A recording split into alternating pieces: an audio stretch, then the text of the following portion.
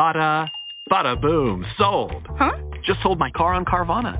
Dropping it off and getting paid today. Already? What, you still haven't sold yours? You told me about it months ago. Is the offer good? Oh, the offer's great. Don't have another car yet? I could trade it in for this car I love. Come on, what are we waiting for? You're right. Let's go. Whether you're looking to sell your car right now or just whenever feels right, go to Carvana.com and sell your car the convenient way. Terms and conditions apply. Blog Talk Radio. Hello, everyone. Thank you so much for tuning in. You are listening to The Road to Enlightenment. I am your host, Kelly Fitzgerald. My guest today is Derek Condit. You will find him a very, very fascinating person, as I do. He is the owner of Mystical Wares. He is a founder of a Shungite Beehives. He's an intuitive, clairvoyant energy healer. I have worked with him. I have spoken with him. He is amazing. So welcome to the show, Derek. Thanks so much for being here. Thank you, Kelly. I appreciate you having me. I think it'll be a lot of fun with us. Yeah. I have all sorts of questions about all sorts of things. And, we were talking before we went on the air about, kind of, is it possible for energies to kind of be in a place before that physical person associated with those energies arrives? I start the show that way because many people who I know are listening have all asked me to ask you about that particular topic. So I know we've already spoken about it a little bit, but if you'd like to expand on anything you've said or add something else, that would be great just for people listening at home. Oh, sure. No, absolutely. We can go anywhere you like. So when we're talking about, like you had mentioned, maybe friends or acquaintances mentioning, hey, Kelly, somebody's going to come into your reality or life from this level or the other. Well, of course, and I think everybody, all of your listeners are well aware of this. Everything is energy anyway. It is energy. Right. I don't care if it's a physical object, in front of you or an entity, a person, whatever. It's all energy. So it is always there. And I won't get too much into the physics and all of that. But with someone like me, there's no separation between physics and metaphysics, meaning they're combined and connected. It's just the way we describe them or talk about them to delineate a separation. But ultimately, there's no separation. So yes, anyone that's going to enter your life, be it right now, maybe having to do with what you're doing, where you're located physically or on the podcast, they're already connected. I know it's a tough thing to wrap our heads around, but it's already happened. It's just how much energy is manifesting physically for that, in this case, that person to actually step in front of you and say, hey, Kelly, I'm here. How can I help you? Or I'm so-and-so, or however that works.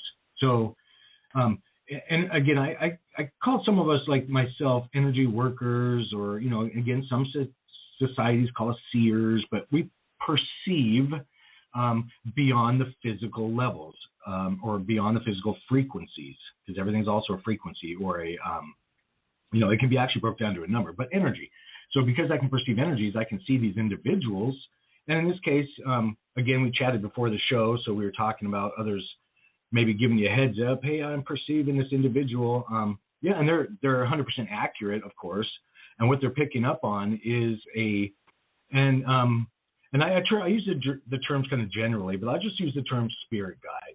Sometimes we can call disincarnate people, so meaning just people that aren't incarnation in a body, guides, guardians, angels, past loved ones. Like for this podcast, I'm just going to use the term, spirit guides, but that is a spirit guide of yours, Kelly, that is from, and here's where I'm going to kind of have to slow down for myself, because I'm going to use terms that are kind of counterintuitive. So ultimately, there's no such thing as past lives, and there's a reason I'm mentioning this. Right. Because technically, there is no time.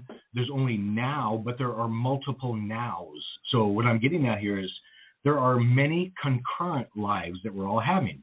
It's kind of like having a computer at home, starting an episode of Netflix, jumping into that reality, calling it a lifetime. Well, who says you're limited to one episode on Netflix? Because you have an imagination, so you can imagine a countless number of again, for this analogy, versions of Netflix playing. You can start many of them. So what I'm saying here is, so hopefully to help us all expand our understanding, it's not past or future lives. And physicists will tell you this too, again, because there is no time, but there are, they'll call it a space-time reality or something like that, a space-time continuum.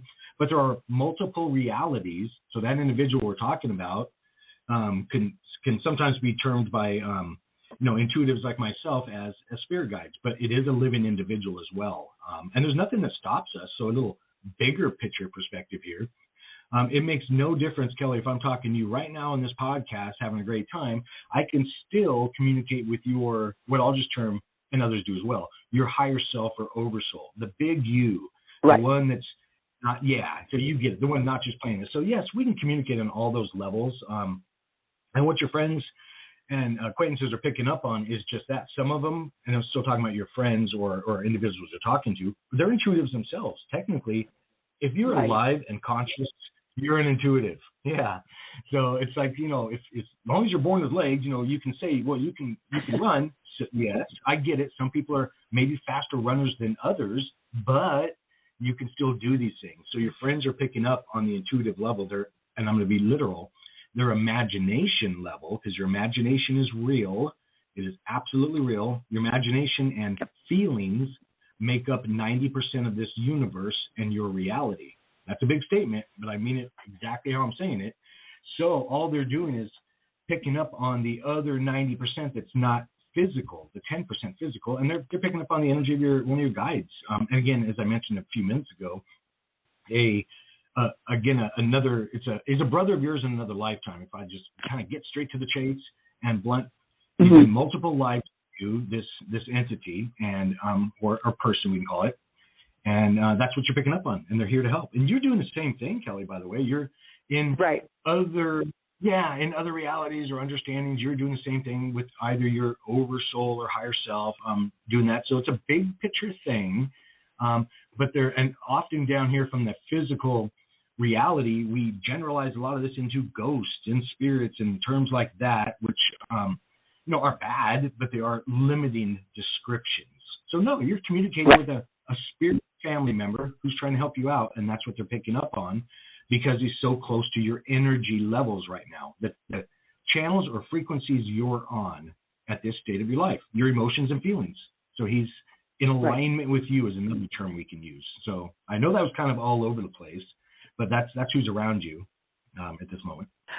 Right. And I not only feel them, I see from time to time. And that makes it really interesting. Personally, I've not had a situation exactly like this where other people were also picking up, on someone that was around me. So thank you for that. It's been, quite the interesting event lately with this going on. Let's go on. No, go ahead.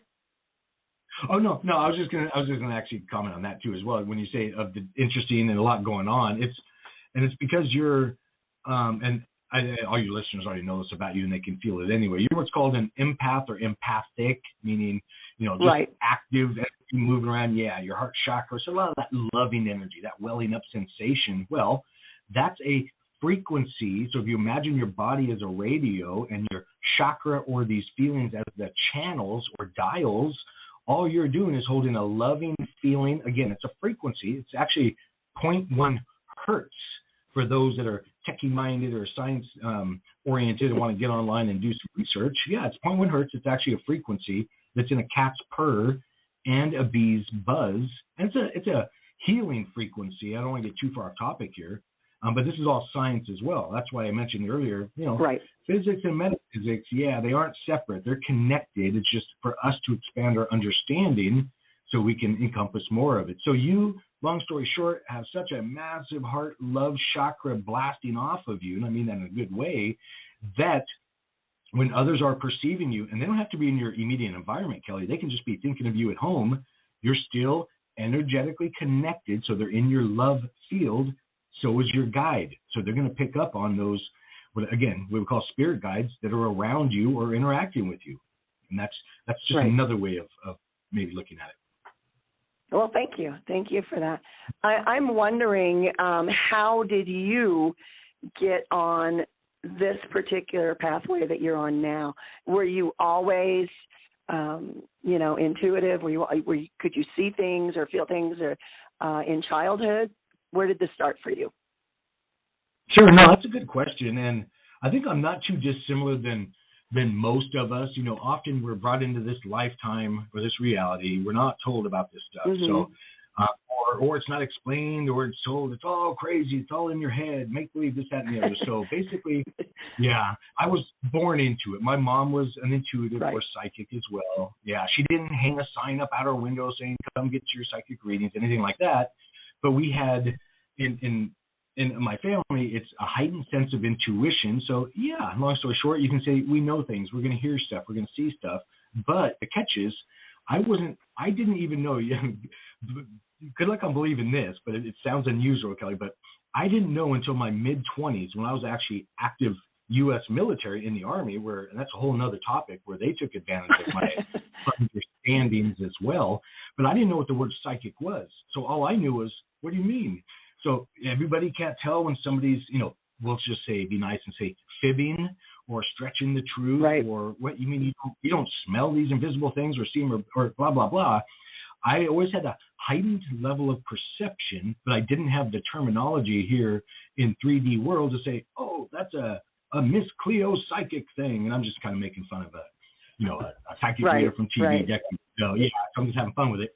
But I didn't know that there was something different. So I was like, what do you mean you don't understand this? And then slowly I started, because this was pre-internet times too. So I didn't get, Google wasn't in front of me. I couldn't type the word psychic and see what all that meant. But I knew that I was heightened and I could perceive, again, not just see, but perceive the greater reality, the energies around us. So yeah, in essence, I was born with it. But just like everybody listening and those that aren't, we can all heighten these things. We can expand our understandings of this reality, and then in turn, what people call abilities will turn on or become heightened. It's like stretching your legs before you run. You're going to run a whole lot faster and not kind of cramp up. If in the same thing with the psychic muscle, let's call it, if you realize it's real, stretch it, try it, practice, it'll get better. So we're all intuitives is what I'm saying. It's just the level of us we're choosing to perceive it. So yeah, I was born into it and then kind of hit the floor running, jokingly, especially, again, back to the military when I was in the Army. So how did being in the military impact you other than not realizing that, everybody wasn't psychic? I have known other intuitives and healers that have gone into the military, and they found it sort of created an issue for them where they were expected to be one way, and yet sometimes their intuition would kick in and they would say, well, wait a minute, this isn't the right way to do things. How did you resolve that, or did you even have that conflict?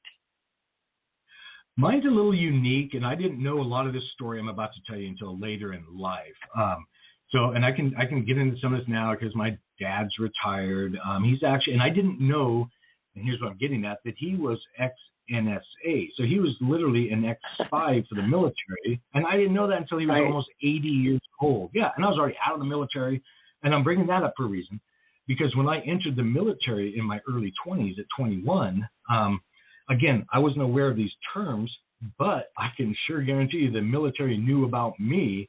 And the podcast won't be long enough for me to get into all the specifics why, but the exceptions and the levels and the promotions, the things I was given to keep me in there were just unbelievable. And again, I didn't know that at the time, that it wasn't a normal thing. But when I entered the military, I was sent to Germany for 4 years of my service. And that's when, and I was active duty, that's when I was taken around to Hitler's different bunkers and hideouts. And one of them's called the Eagle's Nest, his big hangout in Purchase Gardens, Germany. So long story short, when I entered the military, all of a sudden, I would start being awarded these special, and I'm kind of making fun of it, these special trips because you did so well at this, that, or the other. Well, what I really found out was it was an excuse to get me into these environments. And I'm talking about in these hidden hotels with underground bunkers and railways and all sorts of crazy stuff in Germany to go and experience and just to see what I picked up on. So I had a lot of that in the military. That is fascinating. Truly fascinating. It's like, you know, it was tailor made for you, literally. So did you pick up anything in those places that you can talk about? Maybe, I'll talk about anything. I'm not shy. So I do when I go in those areas. I didn't have the terminology I do now, being more into what we call the metaphysical community in terms. I'd walk in and all of a sudden what people would say were ghosts or spirits. So I would see an overlay of reality because time, one way to describe it is it's channels or frequencies. And an individual like myself and others similar can tune into those frequencies or channels. You can call them dimensions, realities, call them lots of different things. But long story short, it's all energy. And because I do have the understanding or awareness that, again, there is no time that doesn't exist, well then, and I'm going to joke about this, well, kind of, I'm not a patient person. And I'm saying that in this regard, meaning, well, then I'm not going to sit around here and just perceive this reality when I know there's more. I'm going to perceive the past. Here's some air quotes that you don't see in the podcast. The future. Well, I have no limitations, so I'm going to start to perceive that. So when I went to those places, I would see, I don't know, call it because some of these were underground hospitals I found myself in that I didn't know existed. I would start to perceive the channel from that time frame, you know, the 40s or whatnot, and all of a sudden see the entities walking around, and I could chat with them because they haven't gone anywhere. I'm just tuning into that channel or level of reality. So it would depend. Each circumstance was different, but I would go there and just perceive, and then I would just be watched, and then, you know, see what I talked about or what came up. Because I wasn't like it let in there and say, hey, crazy psychic scene, Derek, check this out and get your spiel. No, again, I'm just making fun of it. But no, it was like, put them in here, stand back and see what happens sort of deal. So that went on for several years. Lots of stories behind all of that. But again, just energies, and technically all of us are perceivers or intuitives. It's just up to us whether to choose to enhance those levels of perception. They're like senses because, and I know I'm going a little off track here, but our 5 physical senses, and you know this, our sight, taste, touch, smell, sound, all those things, those are your physical senses. We have what's called chakras as our metaphysical, our metaphysical senses. So perceive your reality from your gut instincts, your imagination, your feelings, just to mention a few, and then your whole world will change. You can open up to more and use your third eye, your psychic eye or pineal gland, to perceive your reality, and then your imagination will start doing overlays. So some people will say, well, I want to be psychic like Derek and see stuff. I'm like, well, then don't try and see it with your 3D eyes. Try and see it or perceive it with your third eye. That's the level it'll be on, and then just chill out, relax, and hang on for the ride because you might start seeing things. So there's lots to it, but that's how it kind of went. I find that I have several podcasts, and I kind of jokingly tell people I have a podcast for people beginning their spiritual journey, one for people who have done it for a while, and then one for people who are advanced. And I have found in working with different sets of audience people, and I have a very vocal, they're very good about giving me feedback on every show, my audience is. And I find from some of the comments that I have gotten through the years before I started back up doing podcasts, people try too hard to see things, I think. And I think what you just said is, you know, sit back and relax and, you know, look through your third eye. Don't try to force your eyes to see things. I think that's what people do a lot of the time. And I've worked with people who have all sorts of gifts, and yet people who are trying to, you know, be like somebody else who has, you know, a different gift, they do try to force it.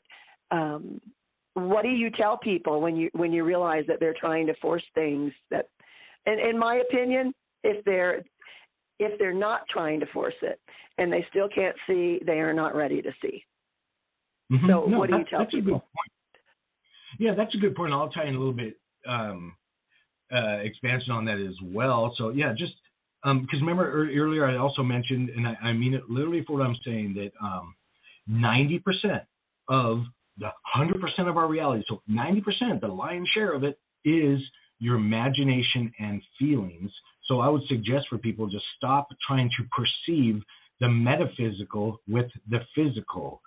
Use your emotions, your feelings, your imagination, like I said, and you'll pick up, what they'll pick up more is on what's often called subtle energies out there, those weird whooshes, shivers, goosebumps, little tingling, or tinnitus-like symptoms, the ringing in your ears. Well, if you have ringing in your ears, what they call tinnitus-like symptoms, more likely than not, and I'm like 99% of the time, you're not going deaf. That's not, you haven't lost that channel in your ears. What's happening is another entity or your guide, or again, whatever you want to call them, is in your energy field, in your aura field, chi, prana, your energy body, long story short, and they're setting off what, I'll jokingly call your spider senses. So that's usually what's going on when you're feeling or perceiving more. You're just picking up on those energies in your greater environment, because you're not your physical body. You're not limited to that. It's just a vehicle, and you and your audience know that. So, but does that mean when you're driving your car down the street, and I'm not asking you this, it's just kind of an example, that you're only experiencing what's inside of your car? Well, that's kind of a limiting thing, and you're probably going to get in an accident. If we're talking about driving around a car in this analogy, well, your body is a vehicle, that because you're a light being entity having a physical experience. You're not your body, just like you're not your car when you jump in your car and drive from A to B. So realizing that, and that means just having a thought, oh, I'm not my body, and then start perceiving outside of yourself. Look through your car's windshields, and then see what's going on. And then just by literally having that thought, and you can say it, and there's not a set word that people have to like jot down and say, Derek said I have to say just this. No, you don't. It's an understanding to just think, well, that's right. Of course I'm not my body. I can perceive more. And then that's it. Go about your day. Don't worry about, you didn't ask this, but some people say, well, I can't, in my meditation moments, they're find this little quiet spot in my thoughts. And I turn to them usually and I go, good luck with that, because it's already on this podcast. You can tell, I go about 100 miles an hour nonstop. I'm just a high energy person. And does it appear like I ever find that quiet spot in my thoughts? And I'll tell you, no. Don't even hold your breath. No, don't waste your time. Yeah, if you can, great and dandy, but that doesn't mean you're extra powerful because you did.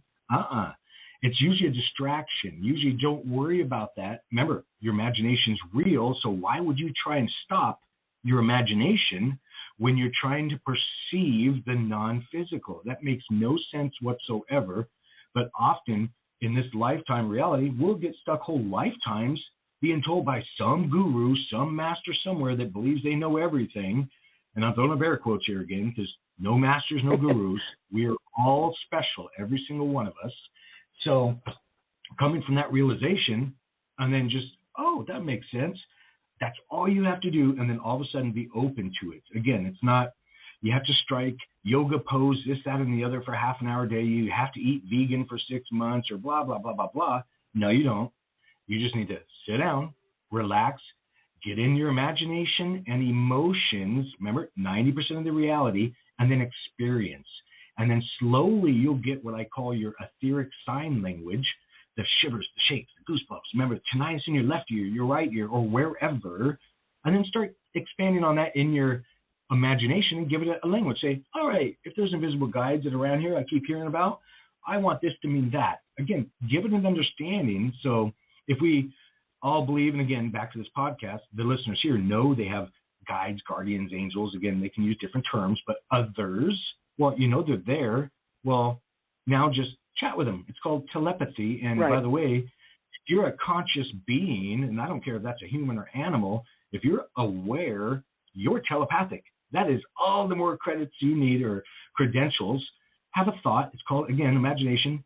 Talk to them. Tell your guide, say, hey, by the way, next time you're going to give me these weird sounds in my ear, give me an imagination image in my thoughts to tie with it. You just have to do your 50% as the limited human down here that's perceiving reality from the physical level mostly, to just be aware, oh, there is more. let me hear. And then relax and do it. And again, don't worry about the quiet spots or somebody telling you you have to meditate an hour every day, or like I made fun of, strike in yoga pose, whatever. And I don't know yoga. And yoga's, I'm just making fun of it, having fun, not dissing anything, but telling you also, right. I've been in front of what they call gurus and masters of this planet, and they're very aware of me. They can see me as well. And Yes. been through what they call mystery schools, and I've been through physical colleges, 4 of them. And by the way, none of this stuff is hanging up on my wall because that's all 3D ego stuff. You don't need it, is what I'm saying. Yeah, you don't have to have. You don't have to be Reiki Master certified to move energy. Again, are you aware? Are you conscious? And if you're listening to this, yes is the answer. Well, then you're an energy worker. Now expand into that, and then just keep doing it. That's all the more credentials an individual has to have, is just be aware and then basically try it. Right. And I think Mm-hmm. I think people say that, and I appreciate the way you've said that, because even though I am a Reiki master, I tell people all the time, you don't have to go to school to study this. You can do it. You have it inside you already. But someone in the chat room said, how do we deal with fear that comes up about seeing a guide or angel or whatever? I think that also blocks a lot of people. Oh, yeah. No, you're right. And I'm a Reiki master as well. And I just kind of, because I see Reiki, not dissing Reiki on any level, just so you know where I'm actually coming out on this.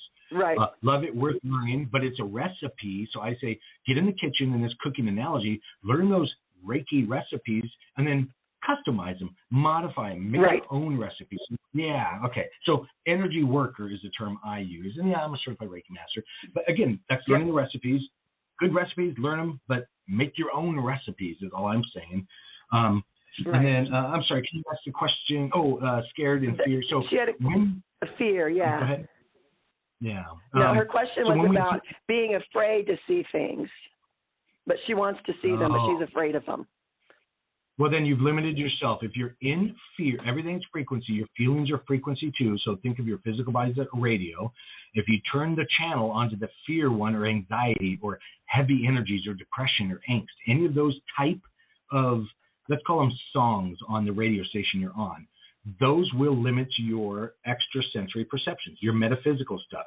So, well, let's think about logically here for a moment. Well, that's a tough word to use, but physically, logically, and think, well, invisible entities, well, wait a minute, if I'm wanting to perceive them, they're invisible, they're not physical, what are they going to do to me anyway? They're going to shove me over? No.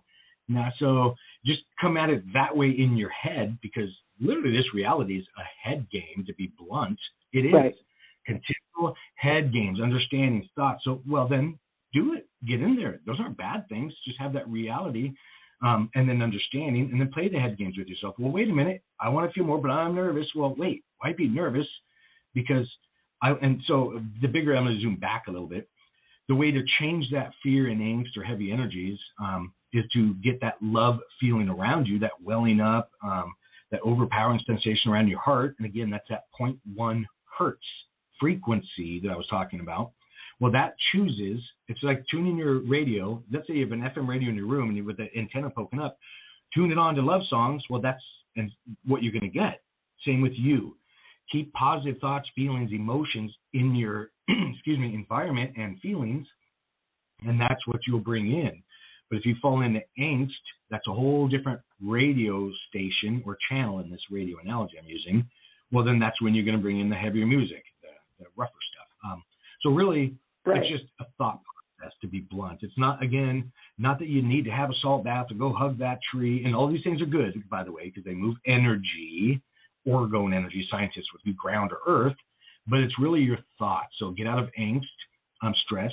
Go watch something funny on TV for a while, and then get back into your meditation moment or where you're trying to perceive more. And now you're more in control of the channels or frequencies you're going to pick up on, because there is a lot out there. If I'm doing, and I do sessions in person and remote, and if I'm doing a remote one and somebody's in angst, well, I can pick up on other stuff. I'll just be general and just say stuff or entities around them. And there are good, bad, and indifferent entities out there. but they only get to interact with you if you're on that level of thoughts or feelings. That's a big statement there. So when we find ourselves depressed or angry or upset, well, and we all know this already, guess what's going to pile on us, Kelly? More. Right. So if I'm driving around, let's say I'm driving to Mystical Wares, our store here, and I'm all upset and just in a bad mood for whatever reason. Maybe I kicked my knee or something or hurt my knee, whatever. And I drive around on angst. Well, guess what? Somebody's going to pull up and cut me off or ride my tail or blah, blah, blah. But on the contrary, if I'm in a happy mood, positive mood, that stuff just goes away. And you know it too, that like attracts like in this universe. It literally does. Energy draws energy. So it behooves us to stay more positive and not negative more often than not. So that's what I would do, is just change your thoughts, feelings, and then come back at your meditation moment or psychic moment, whatever terms are used, and then you'll perceive the channels you want. I hope that made some sense. But we can control what we perceive, okay? Because I can look up and start perceiving and see, and yes, you didn't ask this, but yes, there are little entities out there flying around in spaceships that people call ETs, aliens, this, that, and the other. Yep. And again, they're good, bad, and indifferent. They're not all happy because they have fancy spaceships, guys. So, and I know that on lots of levels.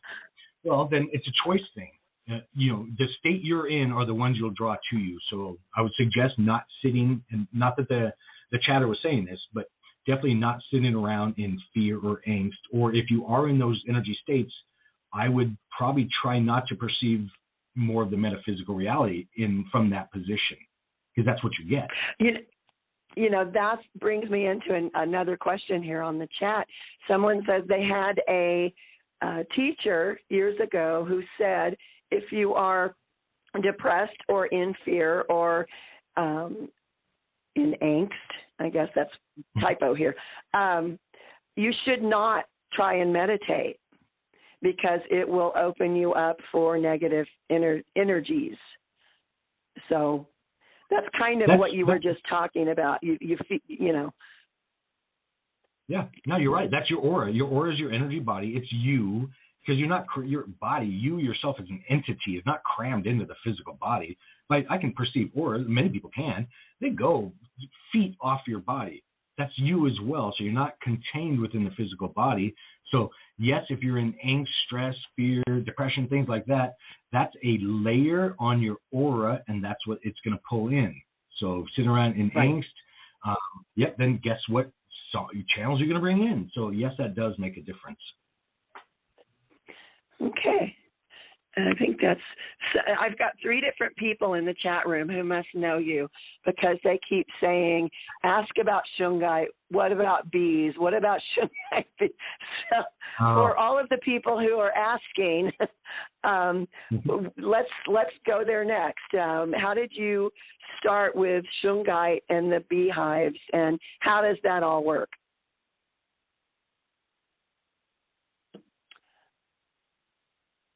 Did I lose you?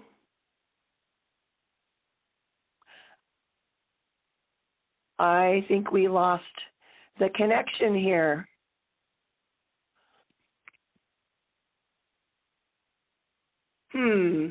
Well, we will give Derek a couple of minutes to come back. And let's see here.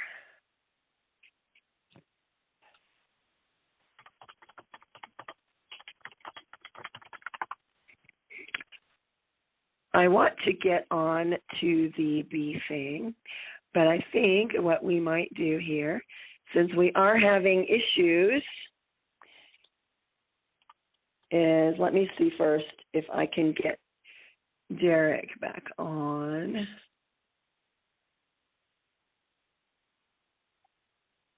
Let's see if that works.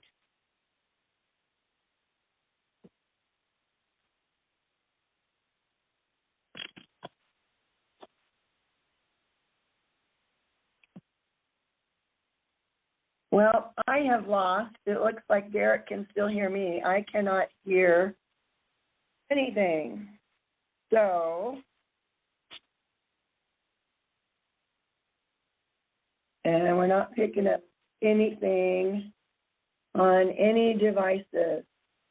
So what we may have to do here is try again to get back to a topic on another day. For some reason, Blog Talk Radio has made it where I cannot talk or be heard.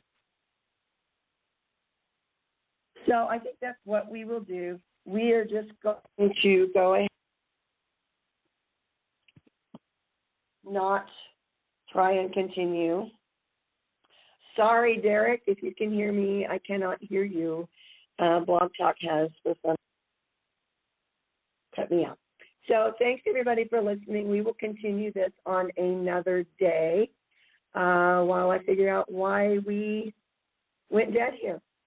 Thanks, guys. Bye.